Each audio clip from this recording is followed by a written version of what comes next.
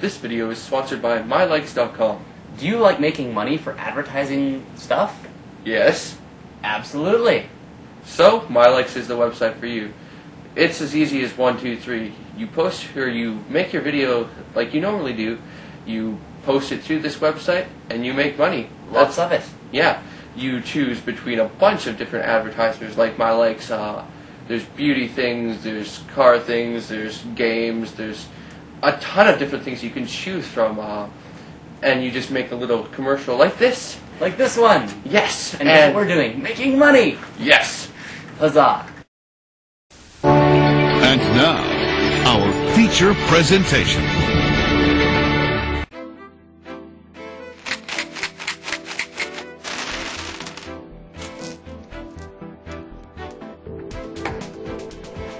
Hey everybody, and welcome to another Dicey review. I'm Josiah. And I'm Bryson. And today we're reviewing Carcassonne, a very popular game. It's for ages 8 and up, 2 to 5 players, and it's made by Rio Grande Games. So most of you have probably at least heard of Carcassonne before because it's very popular. And we were just playing it, and I think we both really enjoyed it. It's a great game. Yeah, it's one of those games where if you're starting playing board games, it's often the one you'll probably start with. Like, it's in between like the Risk and Monopoly and stuff, and not as in depth as the Diplomacy and other main board games that you'll probably get into in the long run. Yeah, so the game is basically revolves around placing a little square tiles, probably about an inch by an inch, on just a table. Any surface works, although you want it to be quite large because depending on how you play, it can get very spread out very quickly. And so if you're playing on a small surface, you're going to run out of space really quickly. But basically you're trying to construct roads and cities and basically collect points based on how large these roads and cities become by placing the pieces that you draw.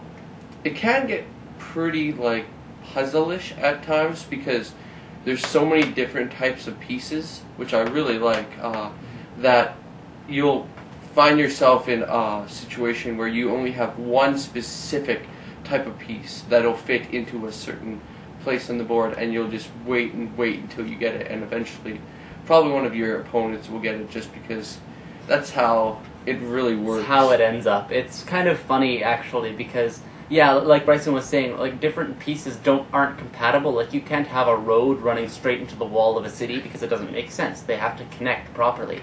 And so you might be waiting for that one piece that's going to complete your big city, and someone else might play it, and then you have to split the winnings for that city with them, and so it's really funny. One of the main things I really like and kind of don't like about the game, because it makes it frustrating at times, is the fact that you only have so many villagers. During the last game we played, I found myself in situations where if I would have had another villager, I would have won the game. Like, there was a city that he got that I mostly built myself, worth like 30 points or something, and that's a big part. Yeah, just to clarify, the villagers are what you use to claim points in the game. If we're building a road and it's 3 or 4 spaces long, and I feel like that's going to be a big point gain for me, then I have to claim it using one of my villagers when I place one of those pieces. And so you only have 8 villagers available during the game, and so if they're all busy claiming unfinished stuff, if the cities or roads haven't been finished, then the villager has to stay there until it's completed. And so if, like Bryson had a whole bunch of different buildings and roads that he was working on, but that weren't finished yet, and so he couldn't claim new things, and so I ended up claiming a castle that he'd been working on for quite a while. Mm-hmm.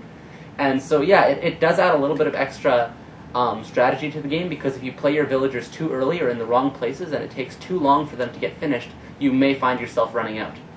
One of the things that we don't really encounter, at least I haven't encountered, is the farms. I'm not sure if I 100% understand it, or if it just doesn't. Like, it's one of those things where maybe in the future it'll help you, but you often, when playing a game, you look at the short time gains and you think, okay, here, I can put this on a road, and in the next turn or two I might get a piece that can end that road and I'll gain 4 or 5 points. But instead of thinking that way, you can think of for the farms, and just in the future that can get you a big score. Yeah, the farms only help you at the end of the game, and yeah, I don't think we really, either we're not understanding the rules or we just don't see a lot of benefit in them. but they also may help a lot more with some of the expansion packs, because is something like 4 or 5. Oh, there's lots. There's a ton of expansion packs, and they all add new pieces and new aspects of gameplay, which are really, really neat. We'll probably end up reviewing some of those in the future. But yeah, so we're not really sure what the farms are all about, but overall, I think the game is just marvelous. Yeah, Rio Grande Games is one of my favorite developers. They never seem to put out a bad game. Like, there's Dominion, there's this, there's we reviewed another Bonanza. Yeah. Any game that I played that is made by them, I really like. So that's something I give a positive for this game about. But I guess that brings us to the end of this part of the video and onto the review part. So Excellent. Yeah. So the first thing we want to talk about is time. How long does the game take? On the box it says 45 minutes, and I think that's pretty accurate. You have to get through all the tiles in the box before the game is complete, and it doesn't take a lot of time to play a tile, and so basically the games are pretty consistent at probably about 45 minutes. Yeah. So the price of this game, I looked around and I found the price for around $35, which I think is pretty good because it's a great game and everything, and yeah, but the expansion packs, which there's a lot of, they were about $15 each, but then I think the newer ones were the farther along ones would cost about $7. So Wow. I don't know if they're just smaller or something, but yeah, they range between $15 and $7 depending on which one you get. As for quality of the game, I think the game is just really excellent. The tiles are thick, pretty solid cardboard, and the illustrations on them are actually really, really nice, and they always fit together. No matter what configuration the pieces go in, they always just look right. And so I think that's really cool and a very good job on the artist's part, that no matter what you do with the pieces, it always looks like it was meant to be put together that way. Yeah, the little caricatures or characters, whatever you want to call them, are made of wood, it seems, or a fake wood, and they're pretty solid. They're not heavy, but they solidly will do the job. But the only issue I found with quality is the fact that the tiles may slide around, but that could be because we have a pretty glossy table, and it's pretty slippery. But yeah, for the most part, if you had an area to put the pieces in, it may solve that, but often that could hinder the expansibility of the game itself. One suggestion, actually, I would maybe have if you were going to play this game and you were really frustrated with the pieces sliding, is one of those mats that people use for playing puzzles on. Those are meant to make sure that little pieces of cardboard stay where they're meant to be put. And so if you were really frustrated, you could get one of those. I don't think they cost very much. But for the most part, it's not a huge issue. You just have to make sure none of the players are bumping it, because then all the pieces just get messed, and it's really difficult to put it back together again. The next category we want to talk about is family friendliness. It seems to be pretty family friendly with a 8+ rating for age, so that doesn't seem to be an issue. There's not too many complicated situations.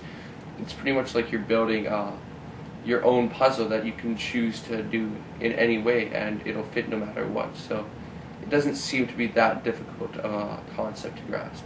Yeah, the strategy can definitely be out of some younger players' league, but that doesn't mean they can't play. It just means that if they're playing with older people as well, that they need to be nice to the younger audience.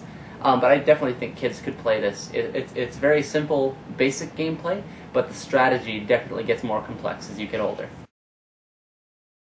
As to the replay value, I feel like this game has a ton of replay value because the board just gets built differently every single time you play. And with all these expansion packs for not that much, I think it's just awesome because you have whole new types of buildings and all sorts of things that just really change up the gameplay. And yeah, just add whole new elements, and it's really easy to learn, so those new expansions don't add a lot to the learning curve, so I just think this has awesome replay value. So now on to overall rating. We really like this game, as you probably already guessed due to our reactions, but just due to the fact that the strategy can be basic, but it's not basic enough that it gets bored really soon. I really like that, and the fact that it's just made well and just put together in a great way. gonna give it a rating of 8.5 villagers out of 10. Yeah, I quite agree. The game is simple yet effective. You can bring a lot into the game just as far as strategy, but if you're not a strategic person, then it's still a lot of fun. I love the fact that there are so many different expansion packs that add so many different aspects to the game, and the game is just brilliantly put together, and one of my personal favorite things is just the artwork and how well the pieces fit together. And so yeah, I'm going to give it a 8 villagers out of 10. Yeah, so I hope you guys liked this review. It took a lot of work to put together this set, but yeah, until next time, I hope you had a great day, and yeah, see ya.